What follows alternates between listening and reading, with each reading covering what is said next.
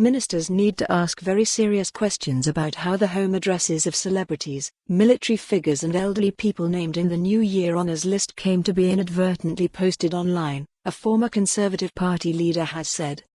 Iain Duncan Smith, who was knighted in the latest honours list, described the alleged data breach as a complete disaster. There have also been calls for an inquiry into the leak, which is being investigated by the Information Commissioner's Office, ICO. The Cabinet Office apologised and said it was contacting those affected after details relating to the vast majority of the 1,097 recipients could be viewed online from 11 p.m. on Friday, shortly after news of their honours went public. The details were removed around an hour after the disclosure. Sir Iain told the Sunday Times, "Ministers need to be asking some very serious questions of those involved about how this was allowed to happen and why no final checks were carried out before the document was published. Everybody knows virtually everything about me. It's much more concerning for private citizens, like those who have been involved in policing or counter-terrorism or other such sensitive cases, to have their addresses published." Lord Kerslake, who was head of the civil service between 2012 and 2014, said an urgent investigation was needed.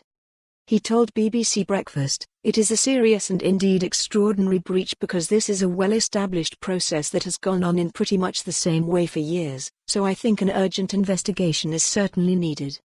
Of course, it's likely to be human error, as has been suggested, but we need to know how well staff were trained about the importance of maintaining security.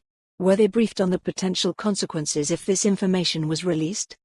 On Saturday, Silky Carlo, director of privacy campaign group Big Brother Watch, said it was extremely worrying to see that the government doesn't have a basic grip on data protection, adding, "It's a farcical and inexcusable mistake, especially given the new Data Protection Act passed by the government last year. It clearly can't stick by its rules."